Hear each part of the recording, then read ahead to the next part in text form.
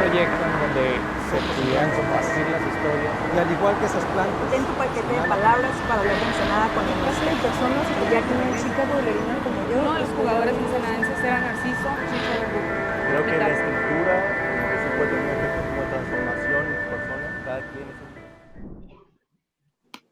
Perfecto. Pues, antes que nada, una gran disculpa por el retraso de casi 35 minutos.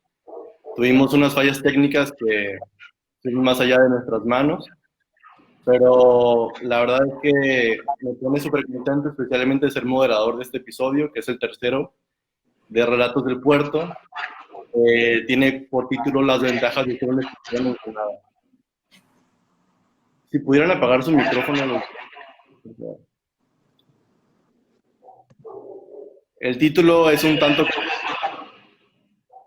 porque sabemos que las ventajas son ambiguas, si es que las hay, pero quisimos un poco poner en apuros a los invitados, que son la poeta Flora Calderón, la cuentista Ana Fuente y el poeta Antonio León.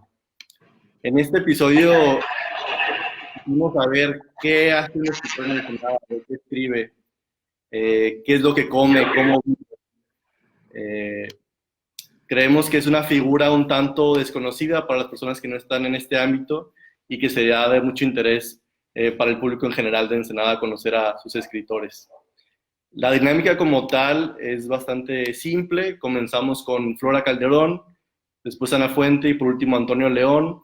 Tendrán ellos de 10 a 15 minutos para contar su relato y luego tendrán 5 minutos para leer una parte de su obra. Y al final habrá una sesión de preguntas y respuestas que pueden ustedes escribir en Facebook Live y se las haremos llegar a nuestros invitados.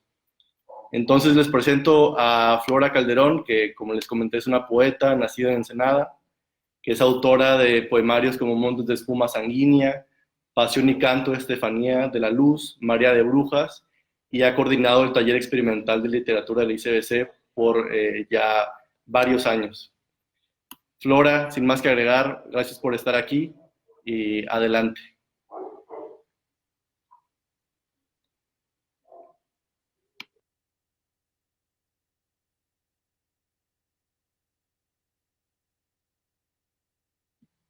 No te escuchamos, Flora.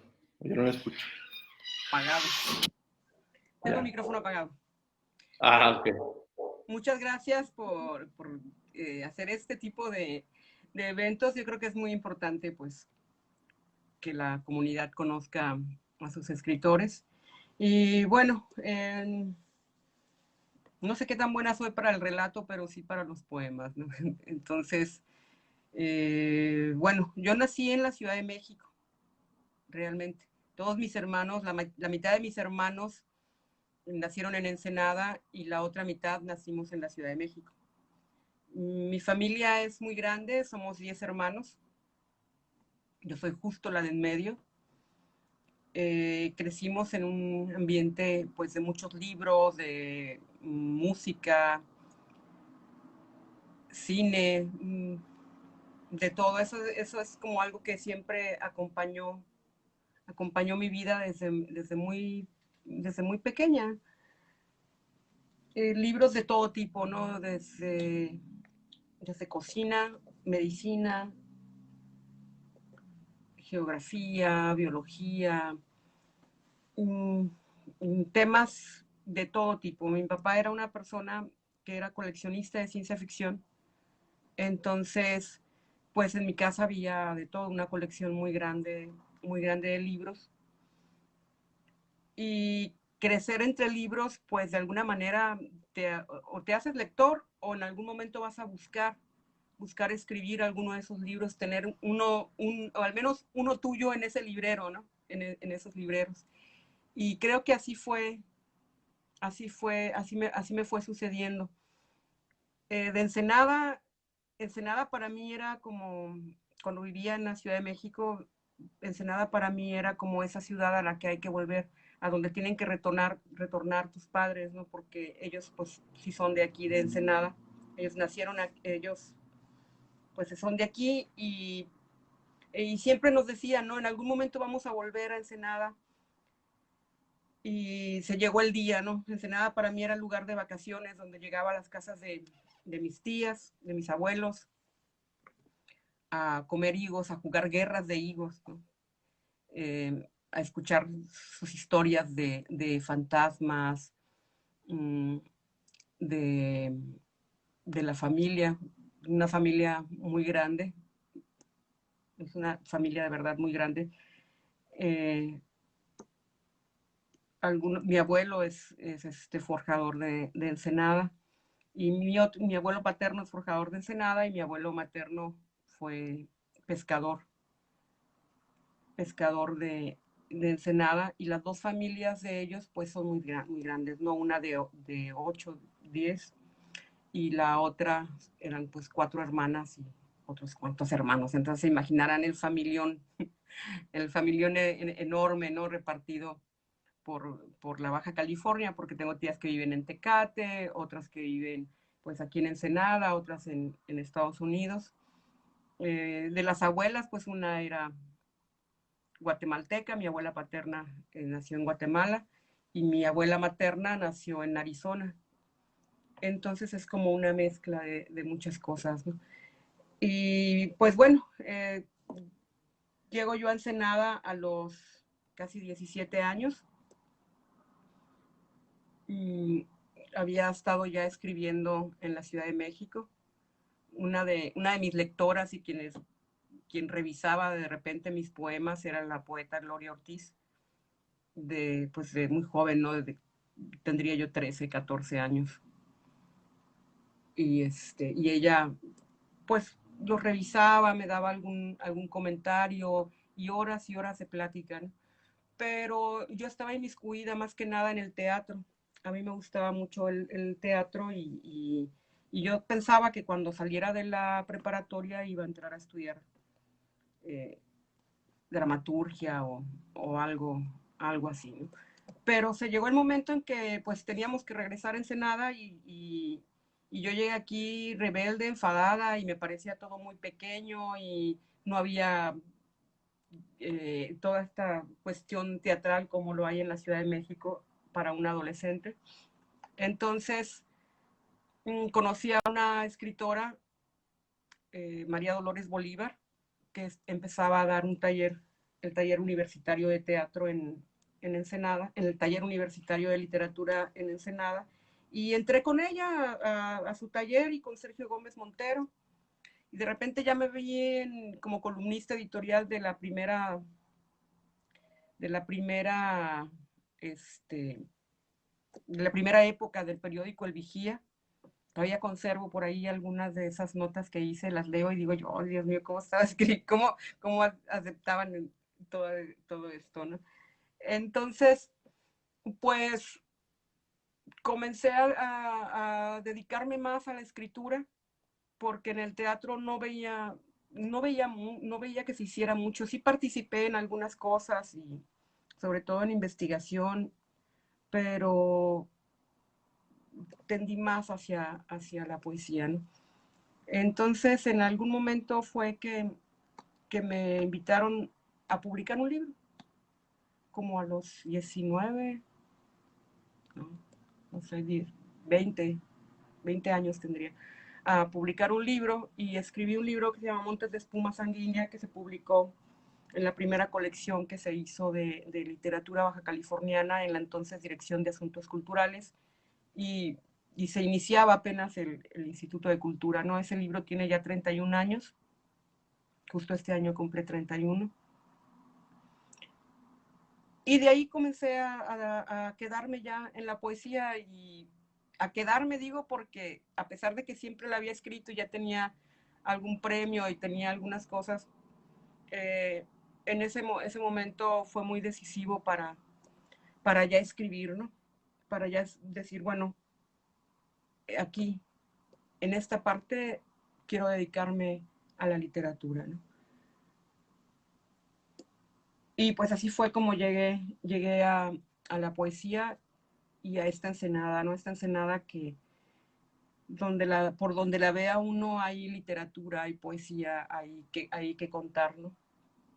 Tiene muchos detalles en cuestiones visuales, tiene personajes muy particulares. Siempre me he fijado yo mucho en las personas, en su fisonomía, en pequeños detalles que nos van dejando día con día, ¿no? O sea, no es una cosa de salir a buscar, sino que ahí están, ¿no? Para mí hay que leerlos, ¿no? Y hay que leerlos con nuestro contexto, con nuestras lecturas. Y pues bueno, así llegué a esta parte. No sé si es si es momento de leer alguna cosa, hay algo que ustedes puedan comentar o yo pueda agregar, no sé. A mí no se me da mucho el soliloquio porque puedo divagar mucho, ¿no?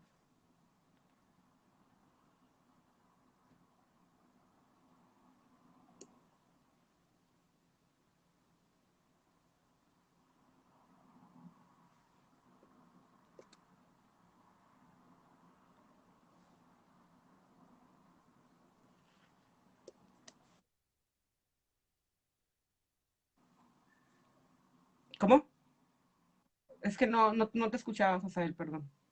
Comentar, decía yo que no se me daba mucho el soliloquio.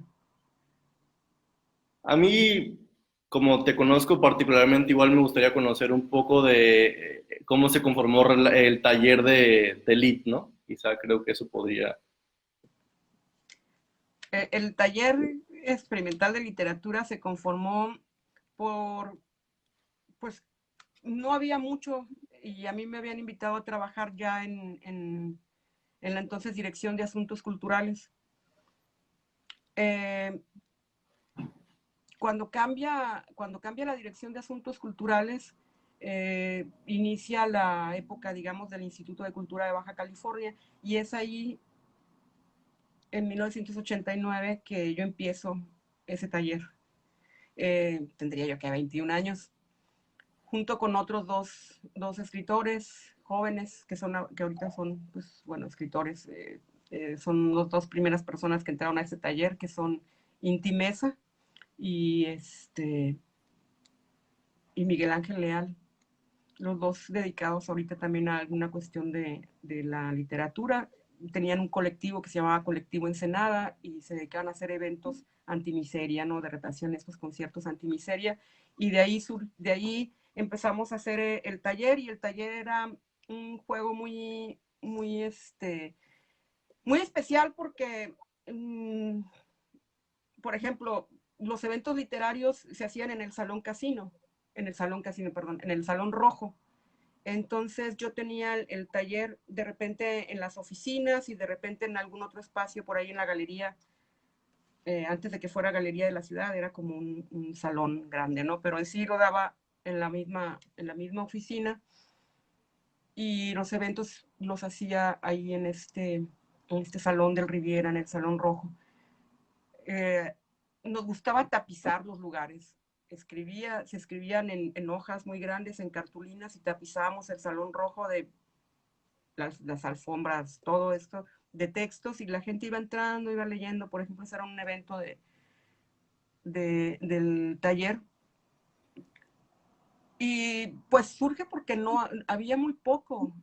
Ensenada es mucho de picar piedra para que, pues, bueno, al menos creo yo que a mí me tocó hacer mucho de ese trabajo de picar piedra para empezar a reunir algunos escritores jóvenes, sobre todo, ¿no? Porque escritores, claro que había, ¿no? Estaba pues toda esta vieja guardia de Ensenada, como Miguel de Anda, León Medellín, el profesor Holguín, pero de los jóvenes, no, estaba Luis Pavía también, de los jóvenes no se escuchaba mucho, ¿no? Entonces iniciamos con ese taller, con ese ánimo de decir cosas que no se decían, ¿no? Había muchos textos que hablaban de cuestiones sexuales, de cuestiones discriminatorias, sociales, textos algunos medio puncosos, ¿no?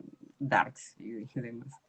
Entonces así inició ese taller con estos dos amigos, ahora amigos, pues es que éramos muy jóvenes todos, ¿no? O sea, yo tendría 21 años y ellos 19, ¿no? Y pues la idea era esa, ¿no? Reunirnos una vez por semana, hacer textos, hacer ejercicios y reunir otros jóvenes que trabajaran, ¿no? Después, aparte de jóvenes, empezaron a reunir algunos adultos, publicamos algunas cosas. Hay una primera antología que se hace en el 92. Y después del 92, pues vienen otros jóvenes, ¿no? Vienen otros jóvenes, entre ellos Antonio con su mechón güero, silencioso totalmente. Entonces, de ahí vienen pues muchos otros autores también. En algún momento estaba también en ese momento Elizabeth Sobarzo, Juan Carlos, pero a la par yo daba otro taller para niños en las escuelas primarias. De esos niños, pues algunos escriben, otros no, y de los jóvenes que estuvieron en esa época, pues 90s, 2000, todavía siguen algunos escribiendo, ¿no? Muchas gracias, Flora. ¿Qué vas a leer hoy, esta noche? Ay, pues, ¿qué será? Pienso que sería bueno leerles de este libro que en lo personal me da que en lo personal me da gusto que haya salido, porque después de un tiempo de no publicar, de estar pues embebida en un taller literario, ya con el tiempo también hace su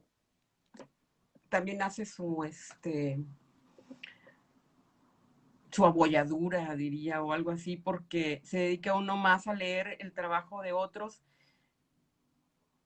que de repente el propio, ¿no? Entonces un día hice un lectoperformance donde hice un poemario que se llama Apuntes para una mujer en construcción. ¿Lo podrías mostrar a la cámara? Y quisiera leerle. Publicado en Muchas Pinos Salados. La portada es portada de mi hijo, de Daniel Ramsés, que es diseñador también. Y además, Rosy tuvo el buen uso de poner unos de mis dibujos. Desde hace muchos años dibujo también. Hago algunas lámparas y la poesía que escribo generalmente va acompañada también de tintas. Y bueno, voy a leerles algunos de estos poemas.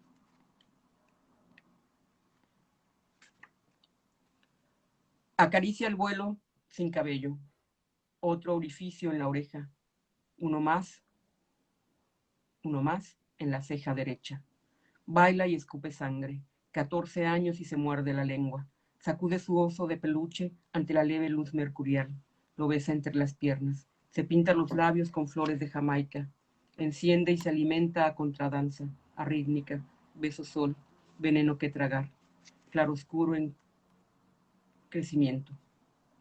Recoge sus sombras, las ata a sus muñecas. Atadas la sombra niñas a las muñecas, mira sus ojos. Religiosa una quiere ser esclava y pura, arrollada en la luminosidad. Lleva arrastrando crucifijos sensuales, labios granadas y en contraste la blancura de sus dientes.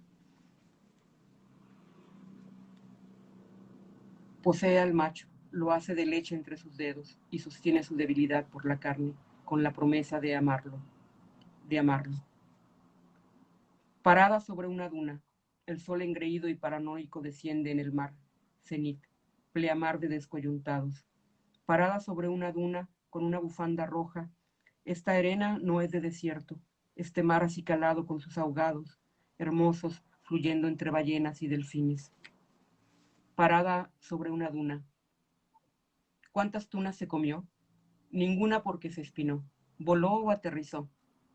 Ante ella todo es línea marina, tejer sombras como trajes para la vida. Van y se pierden, a veces regresan en sueños o en muertes. A las sombras no se las lleva el viento.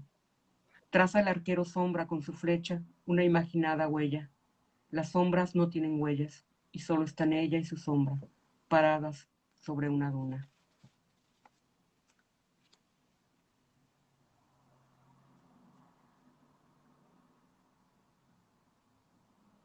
5 y dice: mueran los depresivos en su caldo alcohólico, divaguen ustedes, poetas dramáticos, azotados, chantajistas, amarranavajas, sus filos no parten en dos la tierra, pero como duelen cuando se clavan aquí, justo en medio del silencio y el destierro.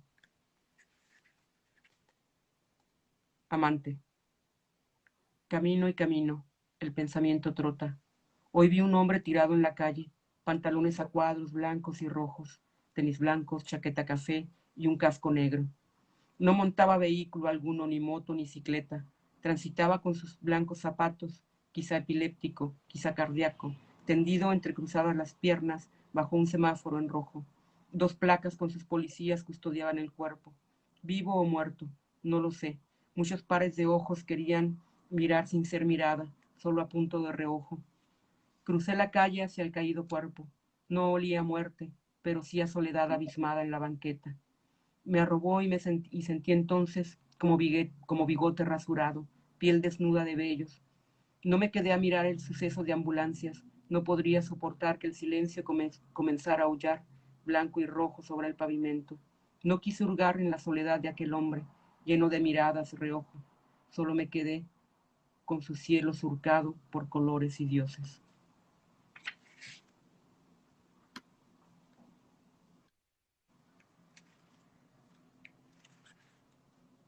Y esta es de la parte de Endémica. Yo creo que con un par más, 2, 3 poemas de cerramos mi participación, ¿no?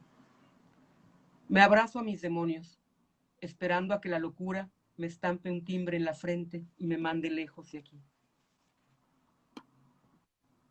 Endémica. Nací bronca, crecí torcida, el lenguaje se me dio arco y flecha, la voz aguardiente y granada. Entro y salgo de mi lengua con el ardor y suavidad de la navaja en la piel. La flor desértica se arma de un cuerpo espinoso.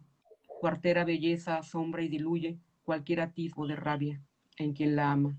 Su dulce carne compensa su estridente y bronca existencia.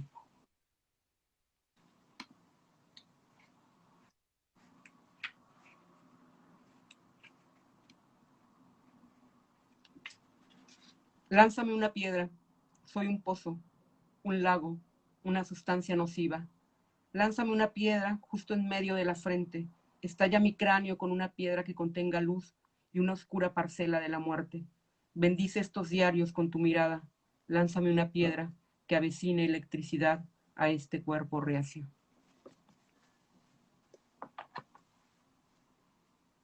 Muchas gracias, Flora. Muchas gracias. Nuestra siguiente invitada es Ana Fuente. Ana Fuente es la única de los 3 invitados que no es nacida en Ensenada, sino en la Ciudad de México. Además, no es poeta, sino que es cuentista y ha tenido 2 libros de cuentos, uno que se llama Chicharrón de Oso y algunos cuentos del fracaso, y otro más reciente por el cual ganó el premio Dolores Castro en narrativa, que se llama La Ley Campo Amor. Bienvenida, Ana. No te escuchamos. Perdón. Estaba diciendo la verdad de la vida. Nací en la Ciudad de México, estudié allá. Mi abuelo materno era poeta. Mi abuela materna estaba muy involucrada en el mundo de la edición, el diseño editorial, etc. Entonces, en casa de mi mamá siempre hubo muchos libros y ella es todavía una gran lectora y se encargó durante toda mi infancia, y naturalmente la de mi hermano, que en mi caso hubiera muchos libros, ¿no? Entonces, como que desde niños, creo que lo que dice Flora es muy cierto, ¿no? O sea, si estás rodeado de libros, eventualmente sientes o la necesidad de leer más o de que en algún estante alguna vez haya alguno tuyo, ¿no? Se cumplió en mi caso, en el de mi hermano no, porque es ingeniero, pero sí, desde niña yo tuve como, pues un poco más esa inquietud. La primera vez que me divertí haciendo un cuento fue en 6º de primaria, que nos dejaron una tarea de escribir un cuento. Yo escribí 3 y los 3 son terribles, ¿no? O sea, son realmente muy, muy malos cuentos, pero me divertí mucho y descubrí en ese momento que era algo que yo podía hacer para simplemente pasar el rato, ¿no? Entonces, como que en las vacaciones familiares, todos estos trayectos en coche, en carretera, que en la Ciudad de México suelen ser muy largos, yo llevaba en general un libro y un cuaderno, ¿no? Después entré a la secundaria y por ahí gané un concursillo de cuento. Y entonces esas son cosas que creo que a todos nos motivan poco a poco a pensar que no lo estamos haciendo tan mal, a pesar de que era un muy mal cuento también, pero pues uno se siente muy motivado y entonces sigue y sigue y sigue, y en la prepa me pasó lo mismo. Y desde entonces, para mí el camino natural pues era estudiar letras, cosa que creo que fue un grave error, no lo volvería a hacer, porque no solo no contribuyó en nada a mi afán de escribir, sino que realmente lo echó a perder durante muchos años, ¿no? Creo que al estudiar letras uno corre el riesgo de volverse su peor crítico, ¿no? Cuando menos pues el más violento, porque pues está uno humildemente tratando de escribir un cuento y a la par estás analizando a Onetti, ¿no? Y entonces, pues obviamente lo que estás haciendo tú es, ¿no? O sea, no tiene pies ni cabeza. Entonces, es una carrera muy bonita, pero para fines de lo que yo quería hacer, creo que sí me arrepiento un poco, creo que sí debía haber sido bióloga, pero bueno, la estudié, en esos años dejé de escribir por muchas circunstancias, ¿no? Mi circunstancia personal de vivir con alguien que pues tampoco tenía mucho interés en los libros, eh, y justamente pues como en reacción a esta carrera que me había estorbado un poco, y de ahí empecé a trabajar en análisis financiero, en un trabajillo de medio tiempo que quedaba muy lejos de mi casa. Yo vivía en el sur de la Ciudad de México y trabajaba en las Lomas. Entonces pasaba pues, unas 4 horas en el coche al día, más o menos. Y por un medio tiempo, pues era un poco una decisión muy estúpida pasar 2 horas en un trayecto para ir a trabajar 4, ¿no? Pero pues era lo que había. Y entonces durante esos años leí muchos estados financieros y muchos periódicos, pero descubrí que tenía una gran pasión por leer noticias, ¿no? O sea, que realmente podía pasar muchas horas leyendo noticias y muchas horas buscando las noticias más ridículas, más insólitas y que a mí me divirtieran, ¿no? Entonces, pues como que la literatura que me dediqué a analizar cambió un poco y era mi forma también pues de llevar el día a día en un trabajo que tampoco era tan interesante para mí, ¿no? Digo, por ahí, por si mi ex jefe me está oyendo, espero que no, pero entonces estuve en eso y después una amiga me recomendó para empezar a dar clases y empezar a dar clases de español en secundaria, cosa que fue una extraordinaria decisión y no me arrepentiré nunca, porque pues como que a uno lo reactiva, lo rejuvenece, ¿no? Mis alumnos eran increíbles, me divertí muchísimo el par de años que lo hice. Y al mismo tiempo estaba haciendo edición de revistas empresariales y corrección de estilo, un poco teniendo muchos trabajos para poder llevar los gastos en la Ciudad de México, que pues obviamente es una ciudad cara y los egresados de letras no tenemos como estos grandes trabajos garantizados, ¿no? O sea, no somos como egresados de economía en el ITAM, entonces, pues había que pelearla en todos los trabajos que se pudiera. Y yo tenía muchas horas al día dedicadas a trabajar, a desplazarme, y escribía poco. O sea, ahí sí realmente producía muy, muy poco. Después conocí a quien hoy sería mi marido, bueno, quien hoy es, no sería, quien no sabía entonces yo que sería mi marido en el futuro, y él vivía en Ensenada, entonces yo dije, qué interesante, pero pues él vive allá, yo vivo aquí, y poco sabe uno de la vida cuando 10 años después sigo viviendo en Ensenada, ¿no? Entonces Entonces lo conocí y se me hizo fácil dejar todo por allá y venirme a vivir a Ensenada. Yo conocía, porque tengo familia aquí, unas primas de mi mamá son de Ensenada, la hermana menor de mi abuela materna se vino hace muchos, muchos años a vivir aquí. Y conocía, pero tenía, pues que habrán sido como 15 años, tal vez 20 años sin venir. Y cuando conocí a mi esposo, pues empecé a venir a visitarlo. Y en algún momento dije, pues sí podría cambiarlo todo. Entonces, pues dejé mis trabajos allá. Llegué aquí a vivir al Valle de Guadalupe. Yo ni siquiera pasé por la ciudad de Ensenada.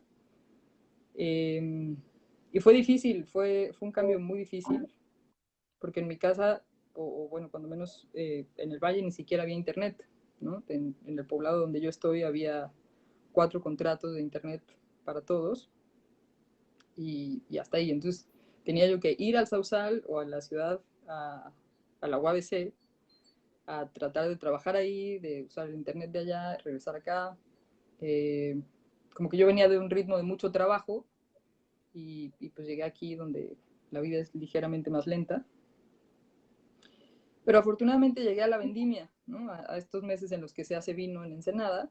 Entonces trabajábamos de sol a sol o incluso más, ¿no? O sea, empezábamos las jornadas a lo mejor a las 7 de la mañana y podíamos terminar a las 11, 12 de la noche.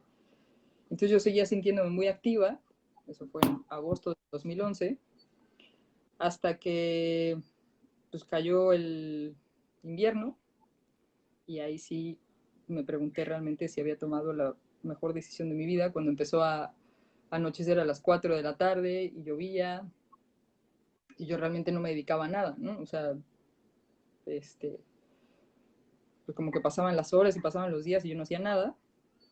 Y ahí volví a escribir mucho. Después conocí a una amiga escultora, Karen Perry, que fue la que me introdujo a este hermoso mundo de pedir becas y becas y becas. El FONCA me hizo caso en el 2015, por única vez. Pero bueno, algo es algo. Entonces a partir de eso como que volví a encontrar mucha motivación para seguir escribiendo.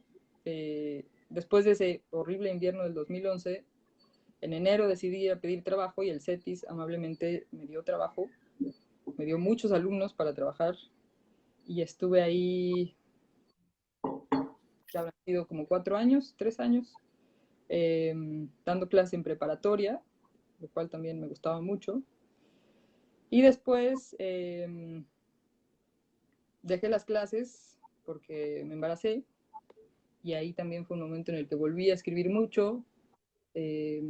Nació mi primer hijo, se publicó mi primer libro y entonces a partir de esa publicación como que se abrió para mí todo este mundo literario desconocido para mí en Baja California, ¿no? Así conocí a Flora, que me ayudó a presentar mi libro aquí en Ensenada, conocí a Antonio en Ensenada y después en el encuentro organizado por Elma en Mexicali, te conocí a ti, Asael, ¿no? Entonces, como que ahí fue donde yo realmente me acerqué a las letras en Ensenada y a la gente que estaba escribiendo en Ensenada y en Baja California en general. Porque yo llevaba muchos años como en este limbo de no estar en la Ciudad de México, pero tampoco estar del todo aquí, ¿no? O sea, como que de pronto se publica un libro mío y la gente que me conocía me dice, pero tú escribes ¿desde hace cuánto, no? Pues desde toda la vida, pero como que yo nunca hice ni busqué mucho esta comunidad literaria en Ensenada, hasta que sucedió eso, esa publicación, y ya creo que eso poco a poco ha hecho que yo pues me involucre más con esta comunidad de autores, ¿no? Que conozca más su trabajo, que conozcan más el mío, etc. Que en Ensenada, pues la llegada creo que fue difícil, fue dura. Creo que una de las anécdotas más duras de mi llegada fue cuando fui a la librería Ramírez, ¿no? Porque yo pues busqué las librerías de Ensenada y entré a una librería Ramírez y es una papelería, ¿no? Entonces, como que me di cuenta de que realmente sí existía esa distancia entre la Ciudad de México y Ensenada, que sí había, o sea, que no era como nada más decir, ay, pues si escribo en la ciudad, lo puedo hacer en Ensenada. Pues sí, pero a lo mejor hay un entorno que de pronto no favorece tanto ese intercambio, ¿no? Y yo lo sentí mucho el peso de la ausencia de librerías en Ensenada. Creo que ahora está viendo cada vez más y más gente interesada en la distribución de libros, en buscar libros de autores locales, nacionales, etcétera. Entonces, yo lo que veo en Ensenada es que es un mercado en general que se está moviendo y que es una comunidad que está teniendo interés en crear cada vez más. Y lo que me parece muy interesante de Baja California, que aprendí mucho de Elma, de la gente de Tijuana, de la gente de Mexicali, es como deshacernos de este concepto tan formado de la centralización de la literatura en la Ciudad de México, ¿no? O sea, sí hay un universo creando fuera de la Ciudad de México, fuera de Guadalajara, fuera de Monterrey, fuera de Oaxaca, fuera de Puebla, fuera de las grandes ciudades, ¿no? Sí hay gente, por ejemplo, Tlaxcala, ¿no? Que está teniendo un montón de autoras que están haciendo cosas muy interesantes. Pues creo que fue creo que ha sido una de las cosas más emocionantes y más interesantes que yo veo en la literatura de Baja California, que seguro lleva décadas, ¿no? Como bien decía Flora, creo que a ella le tocó picar piedra, y a lo mejor yo no lo veía, pero sí siento que de unos, que serán 3, 4 años para acá, está habiendo todavía un afán más grande, ¿no? De las nuevas generaciones de ser creadores y de la gente de fuera de leer a los baja californianos, ¿no? Muchas gracias, Ana. ¿Y qué nos vas a leer en esta ocasión? Pues va a ser como no me tocó nunca presentarlo ni hablar de él, porque nos cayó la pandemia encima, es un cuento que se llama El Capi y es parte de este libro que se llama La Ley Campo Amor. Es un cuento muy chiquito y dice así: El Capi. El aroma preferido de Tino es el que se desprende de las sábanas al ser sacudidas por Lauro. Ni siquiera es necesario cerrar los ojos para desplazarse años y kilómetros simultáneamente.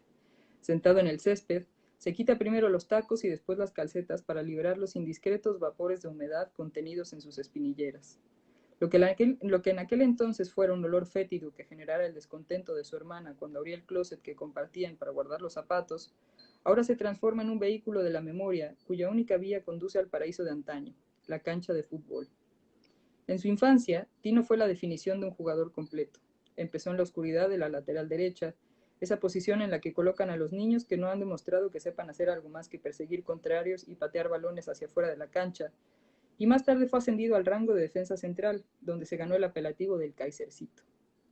Finalmente, cuando su entrenador descubrió que era más creativo y técnico que el Robert, el de las patadas de mula que ponchara algunos balones por su extraordinaria y nada infantil fuerza, le otorgó la camiseta número 10.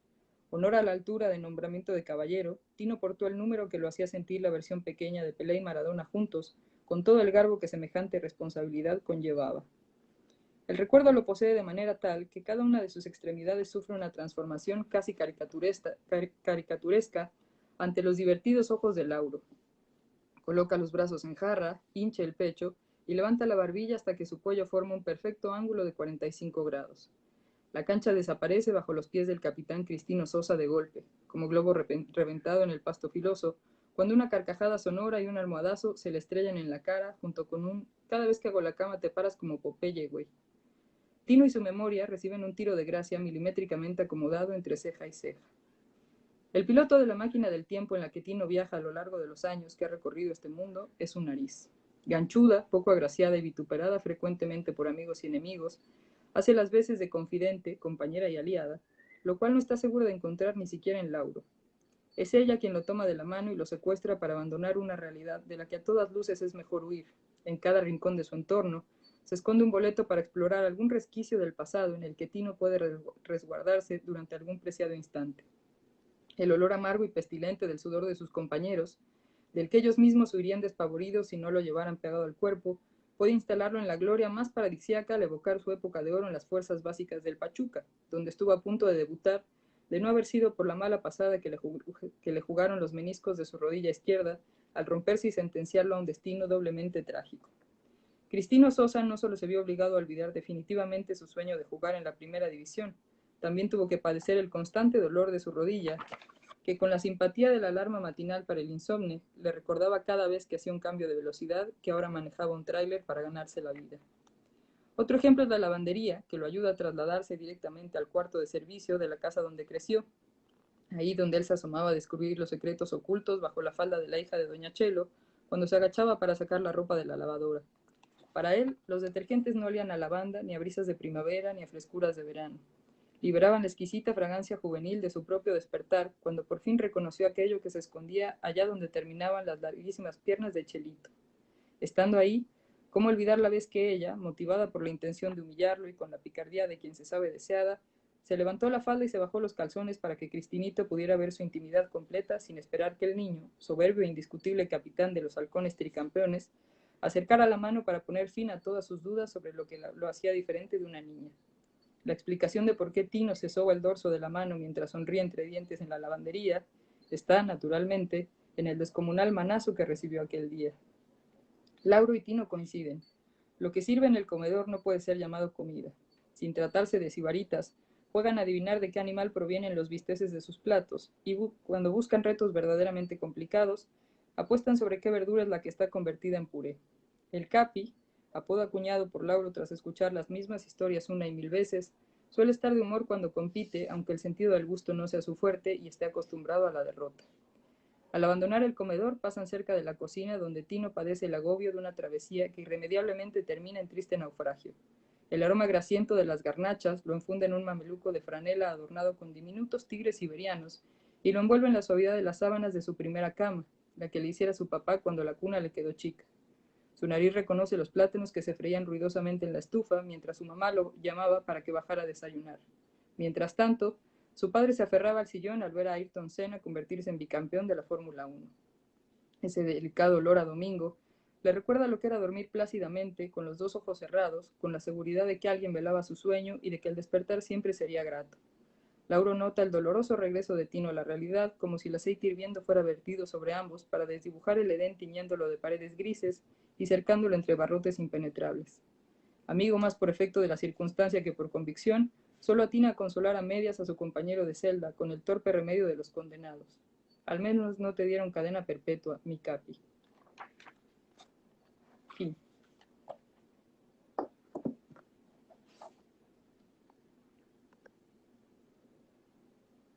No te oímos, Azael.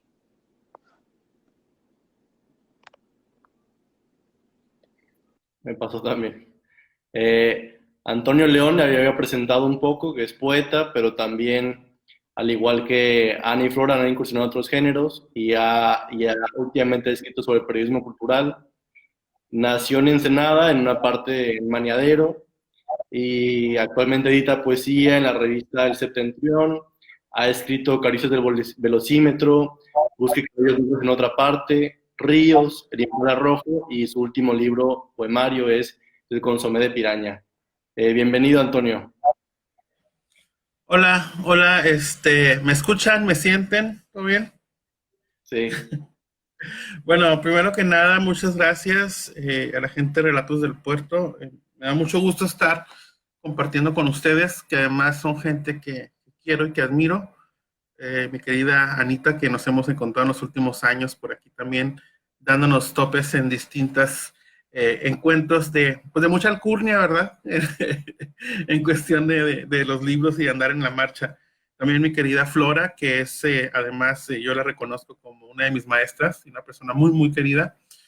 Precisamente hace rato hablaba del taller y en algún momento también habrá una conexión con lo que yo tengo que decir, porque pasé por ese taller y fui muy feliz por ahí. Y bueno, como bien comentaba, y además, bueno, antes de empezar mi perorata, quiero mandar un saludo muy grande a algunas amistades que ya vi que están conectadas. Muy bien, los amenacé, entonces sí hizo efecto. Pues dije que tenían que ver todo y pasarlo muy bien. Carlos Rodríguez, mi querido amigo, también Langas Loya por allá en Ensenada, Katy Hernández, Jesús y mi amigo Jorge Ortega, que nos están viendo también. Y bueno, ya después de este saludo como de estación, así de un saludo para el micro rojo 57 que va a Granjas el Gallo. Pues bueno, sí, comentaba Azael acerca de que yo soy de Ensenada, pero yo soy nacido en la zona rural, en la parte sur, que es Maneadero. Siempre decía que era de Ensenada porque pues es lo que está ahí localizado en el mapa, pero Edmundo Lizardi, un escritor de Baja California Sur, un día me dijo, no, tú tienes que decir que eres el poeta de Maneadero, y así de, no sé, le vio como una cosa muy folclórica al asunto. Es un señor ya con mucho colmillo, un viejito muy shady, también tenemos que decir esto, pero muy hiperactivo y muy divertido. Entonces, pues le hice caso y empecé a decir que era de Maneadero y tal. Pues no creo que, no sé, si hay otro poeta en Maneadero, por favor, repórtese, podemos ir haciendo un grupo y empezar nuestra propia mafia literaria. Allá, ya sabes, en plan pues, completamente agropecuario. Y pues yo empecé en mi casa no había libros, bueno, no había tantos libros, en comparación acá de mis amigas. Mi madre se preocupaba mucho por darme cosas de leer, me compraba cosas como infantiles y demás. Y eventualmente se puso la biblioteca pública de Maneadero se puso a muy pocos metros de mi casa.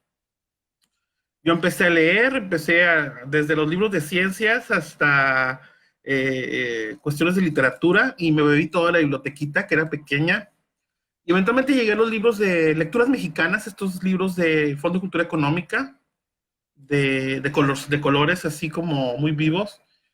Y yo estaba en la secundaria y para mí eso fue una revelación. O sea, haber leído a Salvador Novo a los 14, 15, fue toda una revelación. Yo no sabía que eso se podía hacer con el lenguaje y empecé a hacer mis pininos, ¿no? Creo que finalmente la escritura es una feliz consecuencia de la lectura, entre otras cosas. Y empecé a escribir mis poemas. Por ahí ya en la preparatoria a una amiga mía que era muy entusiasta de lo que yo hacía, se le ocurrió que podía mandar esto a una convocatoria, y a los 17 años me publicaron por primera vez en una editorial que se llamó La Espina Dorsal, de la ciudad de Tijuana. La Espina Dorsal funcionó con becas, no me recuerdo, creo que fue la PACMIC o alguna otra, esto ya en la madrugada de la historia de las becas para escritores en este país. Y lanzaron estos libros, yo quedé escogido. Me acuerdo que no me dejaban entrar a la fiesta porque tenía 17 años y era un mocoso así, ya sabes, con cara más de nalga que la que tengo ahora. Y ahí empecé como ya sabes, lo que hace uno a los 17 cuando le publican un libro, pues se cree poeta maldito y fuma aunque no sepa y estas estupideces, ¿no? Eventualmente empecé a ir al taller de Flora Calderón. Tengo que decirle a la gente que está en el taller de Flora ahora, que nos está viendo, sí, tú, amigo, que estás en el taller de Flora, agradece la vida que ahora es muy buena. Antes era, pues no sé, implacable, mi querida Flora, cuando yo estaba en el taller. Y pues bueno, aprendí muchas cosas ahí. Era yo una persona muy retraída, como bien comentó Flora hace unos instantes, era muy serio y me hacía cosas terribles en el cabello. Pues eran los 90s, ¿no? Y pues no sé, mitad del grunge mitad del grunge hizo daño y mitad cava, ¿no? No había para dónde hacerse. Entonces, pues yo seguí leyendo, escribiendo, eventualmente dejé la escuela, desde la preparatoria a la profesional tuve un brinco muy grande, una serie de traspiés. Yo no sabía a qué me quería dedicar, nunca he sido como muy certero en mis decisiones. Me gustaría que se hubiera acabado en algún momento, pero sigue. Y pues eventualmente entré también a estudiar una cuestión que tuviera que ver con estar con personas. Estudié educación, soy normalista, es uno de los gremios con peor fama en este país. Yo no estoy aquí para negarlo, miren. Entonces, no, es cierto. Saludo a los maestros de este país, tan hermosos que son, y que ahora están trabajando por esta misma vía. Seguí escribiendo, pero no estaba publicando. En Ensenada la verdad es que no veía como tantas opciones para publicar. Lo que sí es que me empecé a, de alguna manera, especializar en dar talleres, ¿no? En dar talleres eh, de poesía, de algunas cuestiones de promoción de la lectura. Fui voluntario en salas de lectura un tiempo, también invitado por Flora Calderón. Y pues siempre estuve por ahí, ¿no? Como más bien como un animador de la lectura, que como un escritor activo, ¿no? Yo había publicado, te digo, a los 17 años. Por ahí en el 2007 se nos ocurrió a una amiga mía y a mí montar una editorial artesanal, que fue un bulo en realidad, porque nada más publicamos un librito mío que se llamó Caricia del Velocímetro. Lo publicamos en una edición seriada, lo hicimos en cajas de madera, una cosa así muy, pero verdaderamente artesanal.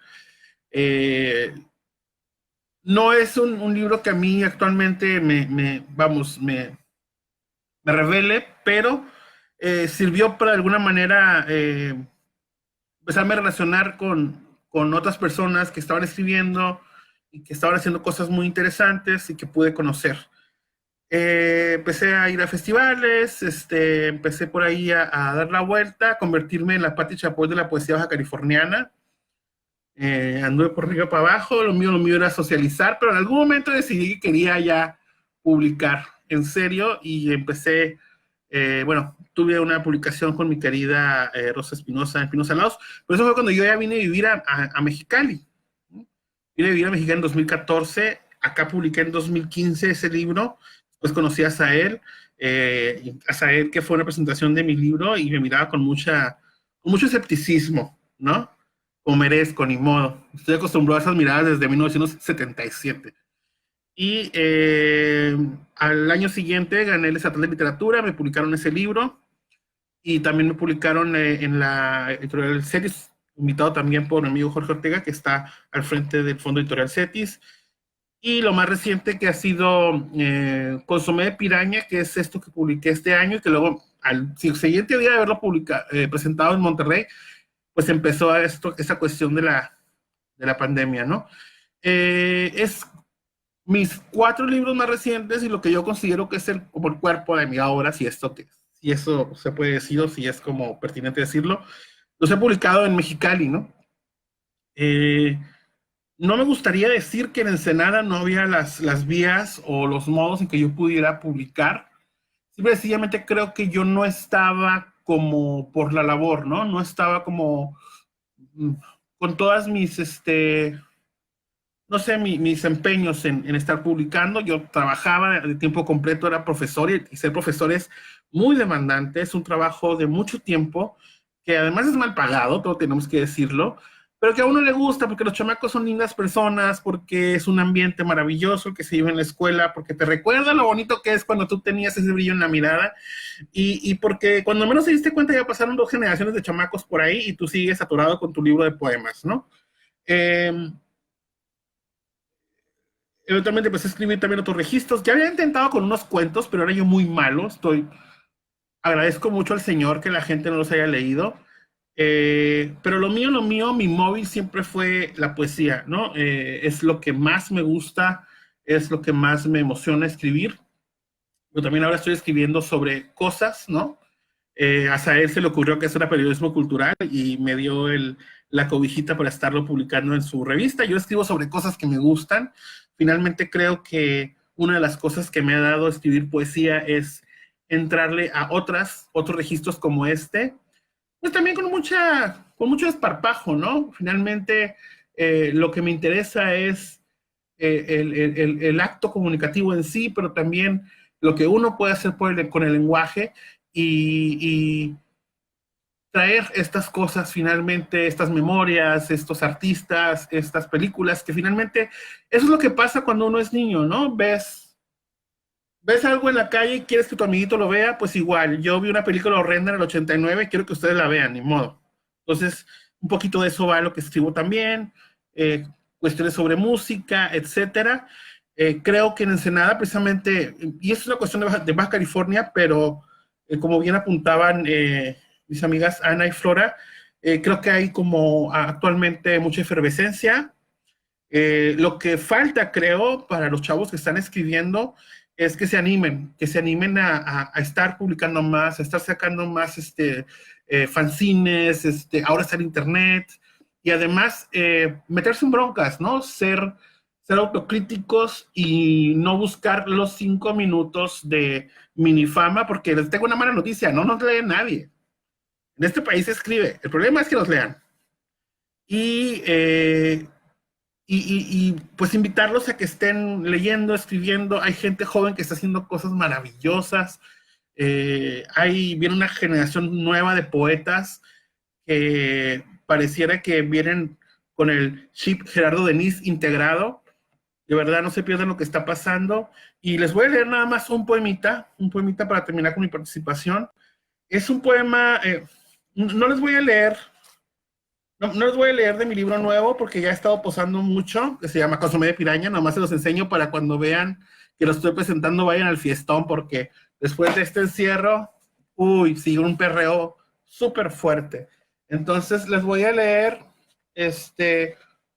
un libro de mi cuadernito. Tengo un proyecto muy personal acerca de cómo empecé a leer, ¿no? Cómo mi madre me empezó a leer. Y este poemita fue uno de los primeros que escribí. No está publicado ni nada. Lo escribí como una curiosidad en casa de mi amiga Ismene Venegas, que es además una pluma también muy talentosa de Ensenada. Y bueno, no tiene un título, pero dice así. Ella pensaba que a los 23, algún arroyo pendiente con su ruido a cuestas, ningún tatuaje o anuncio de su piel por la carretera, formas básicas, eso sí, recuadros por mencionar, o una descripción boca arriba, las nubes y los pinceles. 2 décadas y poco más, ella decía, una madre joven puede leer en voz alta, la escritura es la más hermosa y también la más intricada de las vías que conoce para develar un mundo aunque sea pequeño. En algún momento de los 23, ella estaba siendo una muchacha con un niño al cual darle de leer. Los segmentos de metal que flotan a los lados de la carretera. El planteamiento de horizonte en percal y malva, tipografía blanca sobre verde, pocos años bajo la blusa, vibra la entraña que hace leer en voz alta. Ella repetía junto al niño a los 23. Casas móviles, compra-venta, sandías y elotes, leña de olivo. Las palabras correspondían al plano de estampillas que llevaba el hijo entre las piernas, pocos silencios, pero así se conforma la primera edad posible sobre un auto viejo que avanza, con dificultades para deletrear. Tardes en rojo sobre la mesa, las letras tienen pocas opciones de trazo, líneas, círculos, ganchos. A pocos centímetros la manita, un puño sobre el puño, fumarolas de arroz blanco. Ella hacía esas cosas. Muchas gracias. Muchas gracias, Antonio. Pues primero agradecerles a los tres. Creo que ha sido como muy esclarecedor qué es convertirse en escritor y qué es ser escritor en Ensenada. Y ahora vamos a dar paso a preguntas de la audiencia. Comenzamos con esta pregunta, va a Flora, y es, ¿se sigue impartiendo el taller TELIT? Y si sí, ¿en dónde? Bueno, el taller estaba hasta hace poco en el Centro Estatal de las Artes. Recientemente, ¿no? Es que estábamos dándolo ahí. Con esto de la pandemia se pasó a un taller en línea de alrededor 5 o 6 meses. Estuvimos ya desde marzo. Recién cerramos ahorita, hace 2 semanas. Hace 2 semanas terminó el ciclo y estamos viendo de abrirlo ya a partir de un mes. No vamos a tomar un mes y medio más o menos de receso. Estamos armando unos cuadernillos también, entonces un mes y medio yo creo tendremos noticias del taller, ¿no? Por el momento está en receso. Estamos tomando un receso, pues 5 meses, y aparte el trabajo en línea es ha sido doble, ¿no? Porque se nos convertían en 3 horas y media, 4, y revisión de textos y todo. Entonces hay que tomar un pequeño receso del taller y con tiempo estaremos informándoles dónde se va a impartir, ¿no? Esta pregunta va a los tres y sé que los tres, digamos, han experimentado en otros géneros, quizá no tanto como en sus casos poesía o cuento, pero ¿cómo ha sido esta incursión, no? Creo que los tres han hecho cuestiones como de ensayo, de, digamos, no ficción. ¿Qué ha sido esto para ustedes? Quien quiera.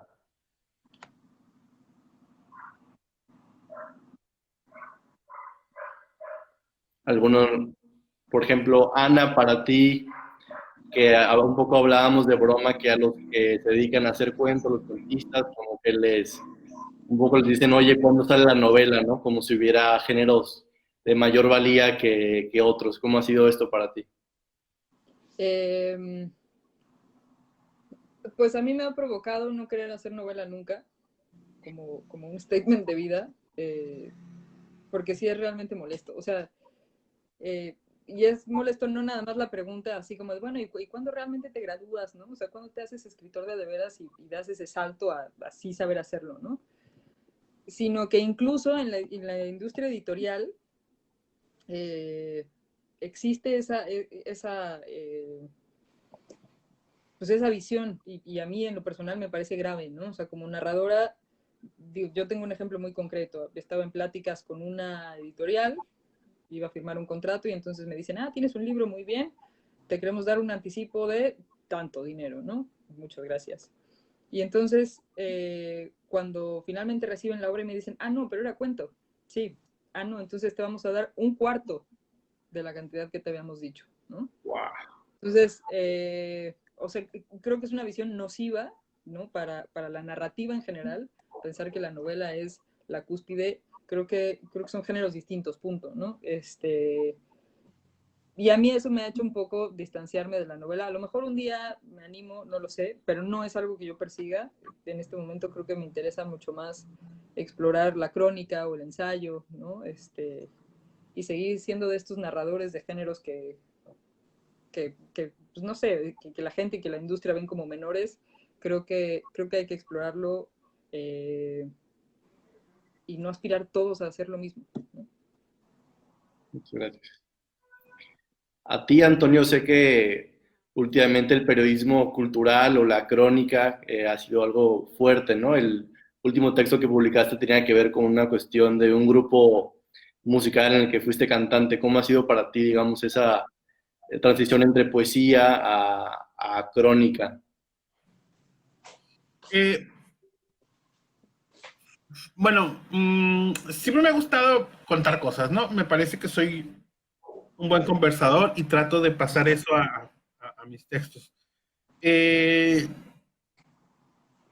que finalmente hay como una idea muy falsa al respecto de los poetas, ¿no? Siempre que vas a un encuentro de literatura, nos tratan como si fuéramos los animalitos en un circo de 3 pistas. Y hay también los mismos prejuicios que hay con esto de cuando hacen la novela. Hay así, sí, los poetas, ¿no? Y como además el gremio no se deja, ¿no? El que no baila canta y el que no cuenta chistes, el que no saca un patito y le hace así mientras lee, pues también está cabrón. Entonces, no sé, para mí finalmente es lenguaje. Y los libros que más me han emocionado últimamente, no sé, se me ocurre el caso de Valeria Luiselli con Papeles Falsos, son meramente escritura, son más allá de preocuparte por los linderos. Y a mí eso me parece emocionante. Hay gente que dice, no, a mí me gustan las novelas que parecen novelas, ¿no? Porque pues finalmente cada quien y los gustos son así. Pero creo que, o sea, a mí mi tránsito fue muy natural, ¿no? Yo estaba ahí con las herramientas del poema, con el verso, que es lo que se me acomoda para la forma en la que yo quiero como plantear mi lógica muy personal, ¿no? Pero para el chisme, por Dios, está muy padre hacer la croniquita y además, pues, ¿quién me va a venir a decir a mí que sí fue cierto o no? Yo estaba en un fiestón con 3 cervezas Tecates encima y todas esas cosas maravillosas pasaban en mi cabeza. Así que, bueno, caí de un género lleno de intersubjetividades a otro, yo perfecto. Muchas gracias. Flora, no sé si quieras comentar algo. Sí, bueno, yo he escrito de repente minificción o cuento muy, muy breve, pero al igual que Ana y Toño, la novela no es algo que para mí esté pensado de ponerme a hacer, ¿no? O sea, me gusta mucho la brevedad, me gusta mucho el manejo del lenguaje rápido, muy dinámico.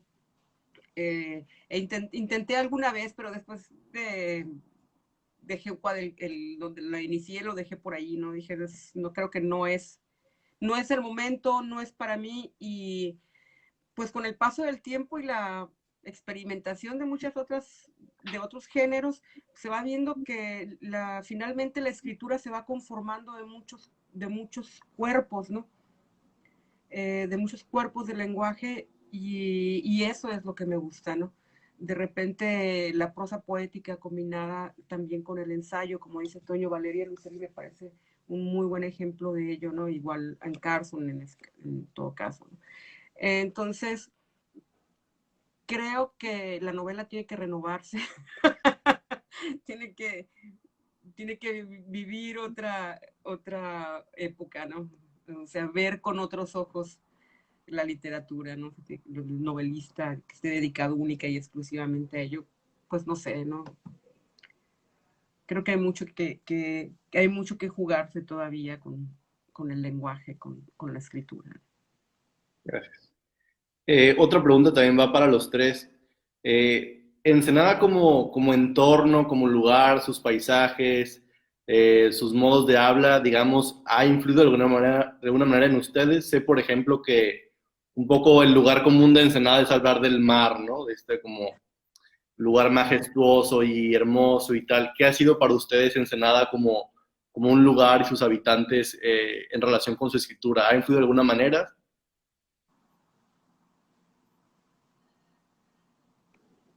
Bueno, Sí. perdón. No, Antonio, adelante. Sí. Bueno, no sé, finalmente yo estoy ahora en Mexicali y es bien raro porque a todos los lugares del país donde me invitan, no me presentan como un escritor de Mexicali ni de Ensenada, me presentan siempre como alguien de Tijuana. Es muy extraño. Ahorita decía mi querido Oscar Ángeles Reyes que sí que era diferente Ensenada, Tijuana o Actopan. Bueno, no conozco Actopan, pero me gustaría llegar y que no me dijeran que soy de Tijuana. Eh, entonces, no sé, me parece que finalmente la historia de Ensenada es la historia de la migración y la historia del movimiento,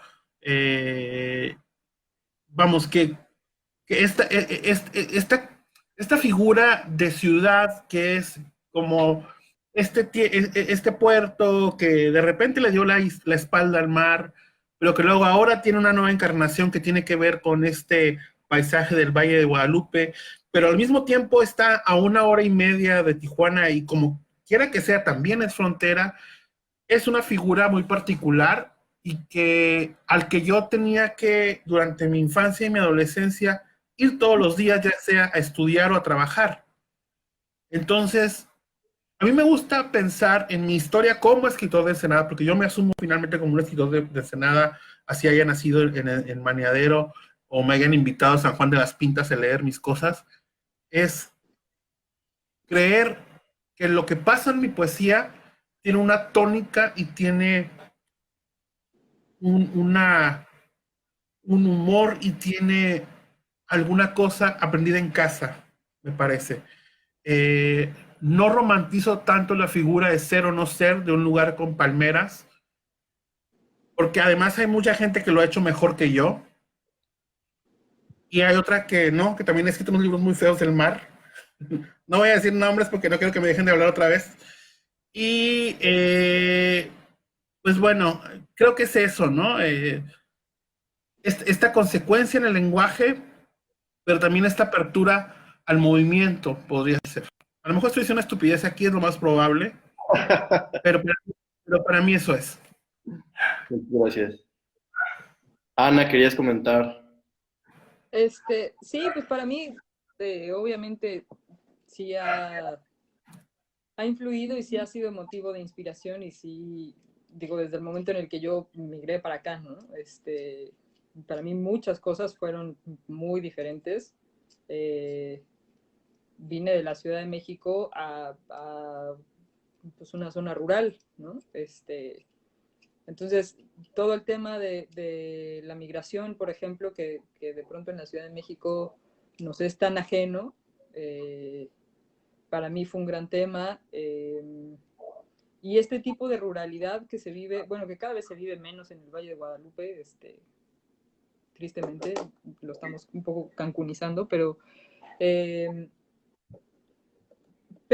la ruralidad a la que yo llegué hace 10 años sí era muy impresionante porque es distinta a la del sur, ¿no? O sea, es increíble que sea tan, no sé cómo decirlo, tan americana al mismo tiempo, ¿no? Como tan similar a muchas cosas en Estados Unidos. O sea, cuando yo llegué aquí vi que la gente aquí en el Valle sí festejaba el 4 de julio, por ejemplo, y había gente echando cohetes, y o sea, sí hubo como muchos elementos de ese sincretismo cultural que ocurre, como dice Antonio, en esta zona fronteriza, que a lo mejor no estamos justo en la línea, pero sigue siendo fronteriza.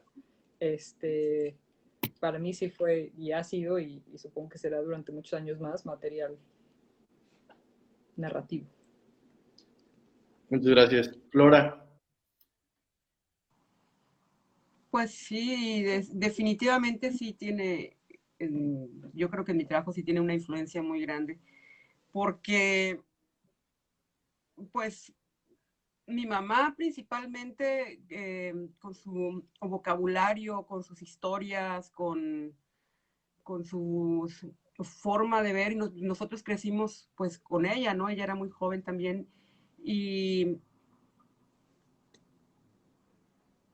hablábamos como ella en la Ciudad de México. Iba a la primaria y nosotros decíamos soda y Winnie's o algo así, y no nos entendían. Entonces, esta forma de expresarse, del lenguaje, pues también la adquiere uno así de sus padres, ¿no? Entonces, sí tiene que ver un tono también, un tono de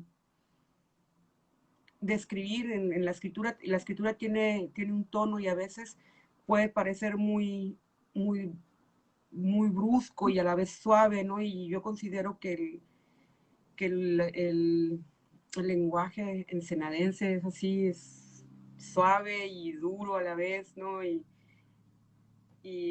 creo que eso se ve en la escritura, ¿no? O sea, para mí, hace rato me equivoqué, mi abuela paterna no era guatemalteca, era salvadoreña. Me quedé así con la duda, me salió como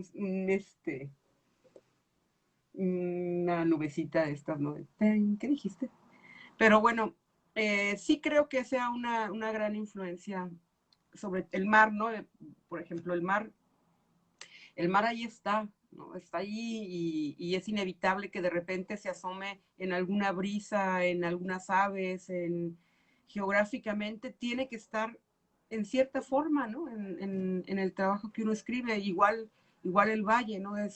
Yo creo que la geografía del lugar, el contexto del lugar, el contexto geográfico donde uno vive aparece en la obra, no quiero decir a fuerzas, pero sí necesariamente, ¿no? De repente sí necesitamos determinada planta, determinado animal, determinada coloración, tipos de tierra, olores, sabores. Entonces, yo creo que sí, la literatura se impregna de sus contextos.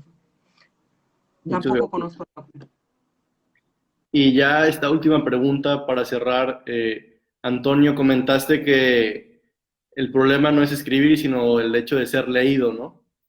Y Ana, comentaste sobre el desarrollo literario que ha habido en Ensenada y que a tu parecer ha mejorado.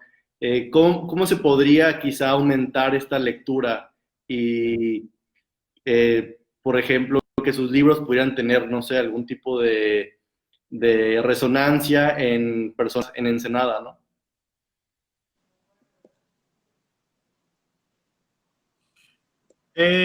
No sé. No sé, a mí me parece que finalmente el tema de la retroalimentación con los lectores es un, bueno, por lo menos en mi caso, mi experiencia, es casi como la lucha libre, ¿no? Yo voy a eventos, etcétera, a donde me inviten y tal, y lo que me interesa es dar a conocer, más allá de leer mis textos, como algunas cuestiones que tienen que ver con la literatura en general y con la promoción de la lectura, ¿no? Me parece que en este país se hace una promoción de la lectura de todo tipo, bastante extraña, ¿no? Por lo menos las instituciones como a nivel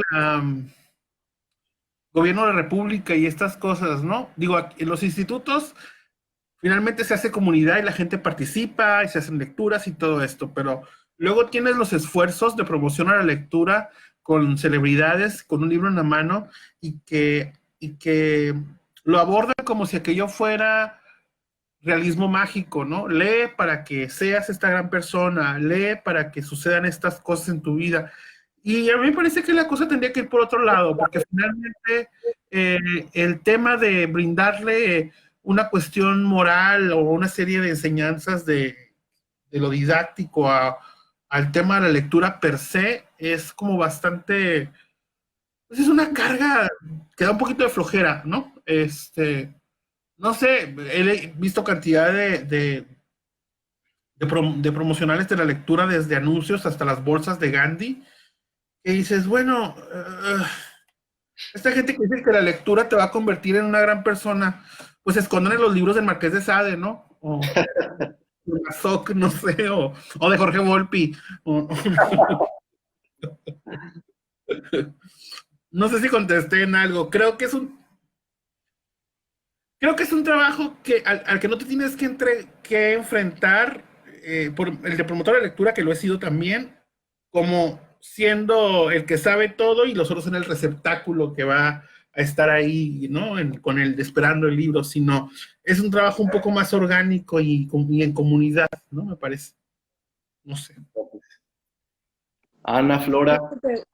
Yo creo que lo que dice Antonio es muy cierto y, y creo necesario e indispensable. Me voy a arriesgar un poquito, pero a dejar de usar el término clásicos. O sea, sí los clásicos son clásicos por una razón, sí de la academia lo tenemos muy claro, sí conservemos como estos grandes libros, etcétera. Pero no podemos acercarnos a la gente diciendo, a huevo te tiene que gustar esto. O sea, porque pues, no sé, el mundo está cambiando a una velocidad que nos está rebasando en muchos sentidos. Los niños, los adolescentes están viviendo cosas, o sea, la distancia entre generaciones en este momento es mucho más amplia que la que hubo entre nuestros abuelos y nuestros padres, o incluso entre nuestros padres y nosotros, ¿no? O sea, yo sí me pregunto, puta, ¿cómo va a ser el mundo cuando mi hijo tenga 15 años, ¿no? Y qué va a pasar cuando me diga, yo le decía a mi mamá, mamá, quiero ser escritora, mi hijo me va a decir, quiero ser youtuber, ¿no? O sea, creo que sí hay como cambios mucho más grandes. Entonces no podemos sentarnos a decirles, hijo mío, Rayuela es la obra cúspide de la literatura latinoamericana, porque pues también hay que adaptarnos un poco a tumbarnos el rollo de que hay libros que a todos nos tienen que gustar, porque eso es saber leer, ¿no? Y dejar que la gente lea lo que le guste leer a la gente, hay para todos. O sea, hay una cantidad de libros en todos los tiempos, todas las épocas, todos los idiomas, que pues dejamos que, digo, si te gusta Daniel Steele, pues lea Daniel Steele. O sea, vamos a un poco soltar esta cosa de la obligación de la lectura y como dice Antonio, ¿no? De leer te va a hacer mejor. Pues no necesariamente, ¿no? Hay gente muy jodida que lee, hay gente muy jodida que escribe y hay de todo, y es como ser abogado o ser contador. O sea, no es algo que purifique y afortunadamente no es esa la función de la literatura, ¿no? O sea, esto ya no es Caperucita Roja, no estamos haciendo cuentos para educar a la población ni para moralizar ni para nada. O sea, es una industria pues del entretenimiento, ¿no? Que sí a la vez es un arte, afortunadamente, igual que lo es el cine, que sí a la vez es una vía de expresión, igual que todas, pero es, y la forma como se venden libros, porque es entretenimiento, ¿no? Entonces, dejemos que la gente se entretenga leyendo y permitamos que exista esa apertura de que la gente hable de los libros que quiera, ¿no? O sea, dejemos de ser tan prejuiciosos sobre pues, qué le gusta a cada quien, ¿no? Creo yo que esa es la forma de acercar a la gente al libro. Gracias. Flora, ¿tienes algún comentario? Sí. Más que un comentario, tengo una pregunta. No, no es cierto. Yo creo que lo importante es llegar a la lectura por el medio que tú quieras, ¿no? Por la cuestión que te interese. Hay quienes llegan a la literatura a través de los libros de autoayuda. Hay quienes llegan a la literatura a través de pequeñas cosas como estas, insectos, y después se encuentran algún libro, algún insectario escrito por algún gran escritor. Creo que hay muchas formas de llegar a la literatura. Si es con los, como dice Ana, con los llamados clásicos, eso viene de mucho después. O sea, uno busca fuentes, se va a sus fuentes porque quiere tener determinado conocimiento de simbologías, de historias, ¿no? De mitologías. Entonces, la promoción de la lectura para mí siempre debe estar enfocada a los pequeños detalles que te acercan a la búsqueda de información y de entretenimiento, que te hace, se te queda un tema en la cabeza y vas a buscar esas fuentes. Y buscas películas, y buscas libros, y buscas obras de teatro, y buscas pintura. Creo que esos temas, esos pequeños temas y pequeños detalles de la vida son los que te llevan de repente a algún libro, ¿no? También los golpes fuertes, ¿no? ¿Quién que pierde un amor, un familiar, un pariente, no siente la necesidad de leer algo, de expresarlo de alguna forma? Creo que esas cosas te llevan hacia la literatura sin necesidad de restregarle a alguien, tienes que leer esta cosa para decirte lector o para acercarte a la literatura, ¿no? Como primera base. Creo que esa es la forma, ¿no? de llegar a la gente con la lectura. Muchísimas gracias, Flora. Con esto damos por terminado este episodio. Les agradecemos muchísimo. Creo que nos enriqueció un montón esta conversación.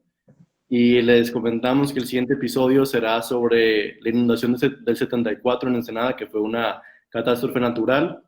Tendremos a Patricia Naya y todavía está abierta la convocatoria para quien quiera sumarse a contar su relato. Muchas gracias y buenas noches a los tres. Hasta luego. Gracias, buenas noches. Besos a todos. Gracias. Hasta luego.